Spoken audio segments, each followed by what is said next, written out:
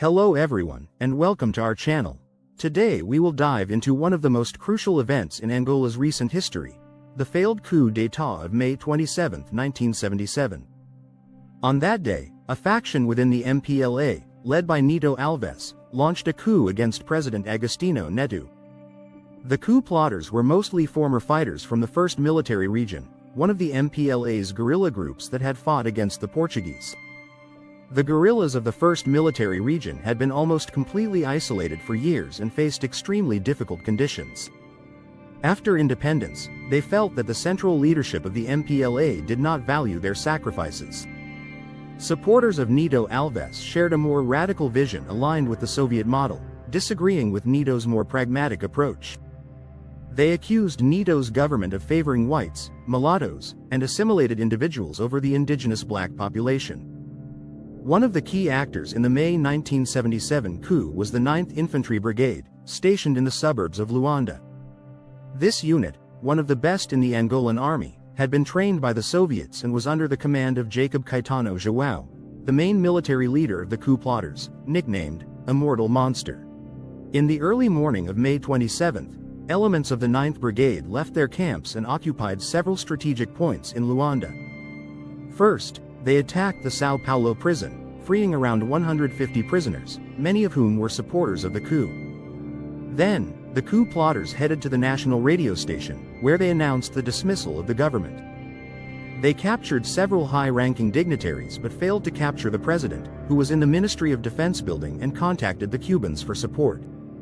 Although most Cuban troops stationed in Luanda had been sent to the east of the country due to rising tensions with Zaire, the Cubans immediately mobilized all the small detachments present in the capital and its surroundings. Colonel Morrison, the Cuban officer in charge of President Agostinho Neto's security, played a crucial role in responding to the coup. Morrison acted swiftly and precisely. First, he organized immediate reinforcements for the presidential palace. This move was crucial in preventing the coup plotters from gaining total control of the seat of power. At the same time, Cuban forces, along with loyal MPLA units, launched a decisive counterattack to retake the radio station. Morrison personally led the operation to regain control of the broadcaster and managed to hold it after repelling a counterattack from the coup plotters. In a memorable scene, Morrison took the microphone at the recaptured station and announced the restoration of government control. His speech, delivered in an imperfect mix of Portuguese and Spanish, was a clear demonstration of Cuba's determination to support the Angolan government. Once the radio began broadcasting pro-Neto announcements, the conspirators realized the coup had failed. Meanwhile, an infantry company with some armored vehicles managed to take the headquarters of the 9th Brigade. Cuban troops stationed in southern and eastern Angola began to be airlifted to Luanda to reinforce the capital's garrison. In the early hours of the afternoon, the coup attempt had been defeated. Still, before escaping, the coup leaders ordered the execution of 7 high-ranking loyal dignitaries captured in the morning. The news of the executions shocked Neto, who ordered a large-scale raid.